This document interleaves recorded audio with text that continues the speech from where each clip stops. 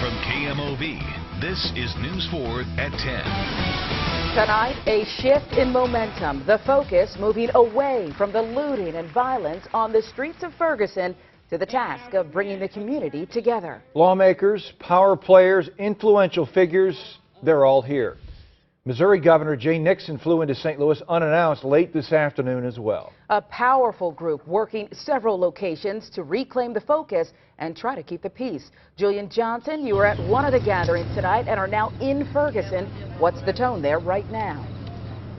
Well, Sharon, it appears tonight that the tensions have greatly eased tonight. Just a few moments ago, county police were out here blocking this road, not allowing traffic through.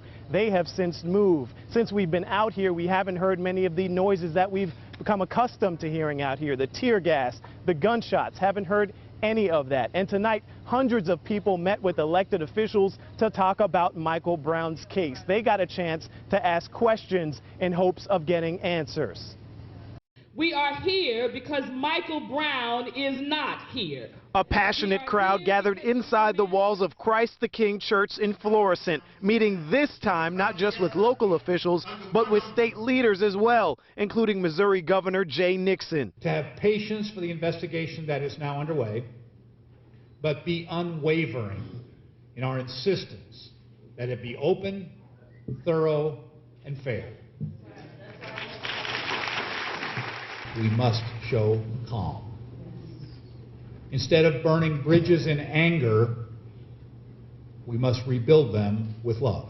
Nixon, along with St. Louis City Mayor Francis Slay, Police Chief Sam Dotson, and County Chief John Belmar, joined Ferguson Police Chief Tom Jackson and Mayor James Knowles as community members asked questions focusing around 18-year-old Michael Brown's shooting death and how the recent looting and violence will be addressed. I agree with Michael Brown's parents that there's really no place for violence in a situation like that. Violence is not going to serve justice. I want justice for everybody involved, just like everybody does, but looting, burning things, violence in the street doesn't accomplish any of that.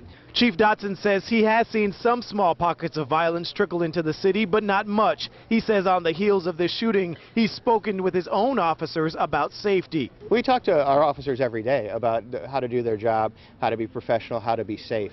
And so this is just a very vivid reminder in our face, actually, about the dangers of law enforcement. And while there was no new information shared about Brown's case tonight, officials and community members say it was just good to have the conversation. And we tried asking Governor Nixon about why the National Guard was never brought in, but like many other questions tonight, that was not answered. Tonight we are live in Ferguson. Julian Johnson, News 4. And after a public call to action in downtown St. Louis this afternoon, tonight Reverend Al Sharpton and Michael Brown's mother and father together again for a rally at St. Mark's Family Church in Ferguson. Our Matt Cesny right there as the gathering unfolded. Yeah, Sharon, that rally just ended about 40 minutes ago here in Delwood, just beyond the line of Ferguson. It was an emotional rally with calls for justice and to end the violence. Justice! The Reverend Al Sharpton led the rally inside a packed church and talking to the crowd about the police. We're not even saying most are bad, but those that are bad, you got to deal with just like we deal with those in our community that's bad. Also there inside was the family of Michael Brown, a cousin of Brown's, making a passion plea for peace. All of the violence and the looting that has transpired over the past couple of days, we would ask any folks who are out there that had participated or that are thinking about participating in the future that you cease immediately. Even as calls for peace are made, St. Louisans are now feeling fear, flocking to gun stores to arm themselves. The current events have pushed me to get on the ball and get it done. You want to feel safe? Obviously, yes. I want to be able to protect myself and my family. We've got a lot of people coming in scared to death, literally. They feel that the fire's too close to home. Right. And the owner of Metro Shooting in Bridgeton tells me that he has sold nearly 100 guns in the last 2 days, many of them, he says, to residents in Ferguson who don't feel safe. Even as we speak tonight, many people from the rally have spilled out onto the street now on Chambers. They're demonstrating, drivers honking horns. It looks to be a noisy night at the very least here. We're live in Delwood. Matt Cesny, News 4. Back to Reverend Sharpton. The anti-violence message from him, it was consistent all day. He called for an end to all looting, like at this shoe carnival in Gravois Plaza. Police say 10 carloads of people smashed the windows, grabbing everything they could. St. Louis Board of Aldermen President Louis Reed told me these are opportunists trying to take advantage of the Mike Brown shooting. Clear lines were drawn in terms of a clear distinction between Michael Brown, his family, and what's happening with the looting and the theft. All right, so there's that clear line. What can be done within this city? Well, you know, I think part of, you know, if it's not profitable at the end of the day and people continue to get caught and held accountable, then they will stop. Reed says police need to address these cases like any other crime in the city. Steve? Sharon, also new at 10, these are the faces of the accused looters from Sunday night in different parts of Ferguson. So far, of the 50 people arrested over the last 2 days, these are the only people that have been charged in the looting of several businesses. It's not just a Quick Trip that these suspects have looted, and it's not just Ferguson. Tonight, we're getting a better look at all the locations hit in St. Louis County.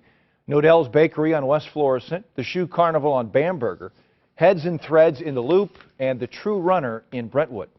The True Runner location is a store News 4's Jasmine Huda has been focusing on tonight.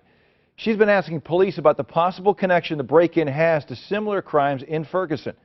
And Jasmine, what are store owners and police telling you?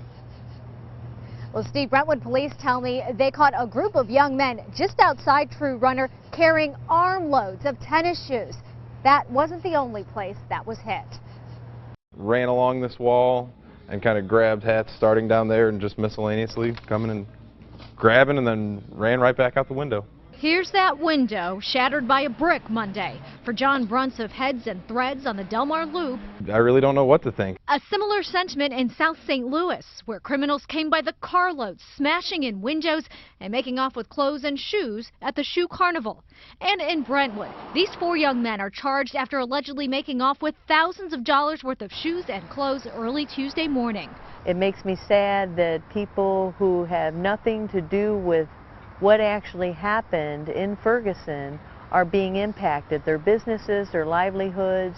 It's unclear whether what's happening in Ferguson is directly connected to these smash and grabs, but the criminal activity has led to conversations. The businesses have reached out to us.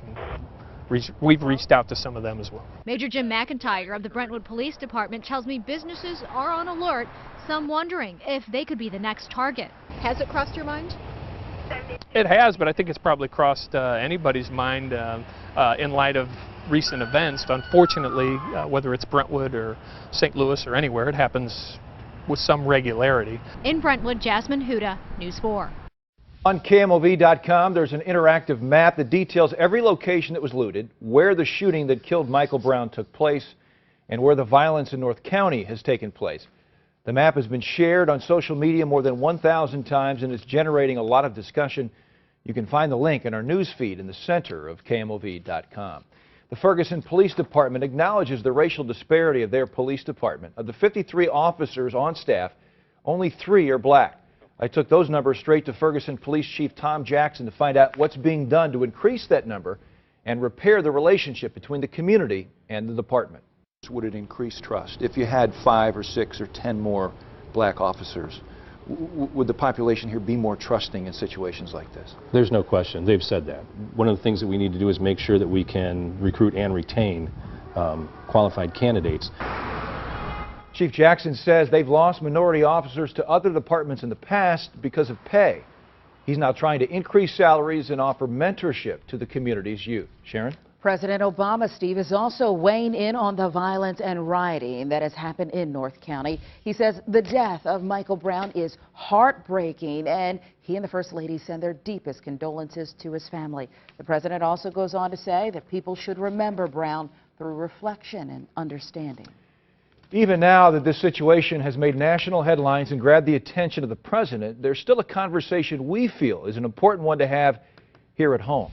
Tomorrow night, we'll be having a live community conversation from 8 to 9 o'clock right here on KMOV. We'd like to hear from you and know what questions you think need to be asked. Let us know on Instagram, Facebook, and Twitter. We're taking your questions to a panel of local leaders who want to hear from you. Again, that's tomorrow night here on KMOV at 8 o'clock. The search for a criminal leads to 2 police officers being assaulted, one of those officers getting his hand broken. Here where this criminal was hiding out.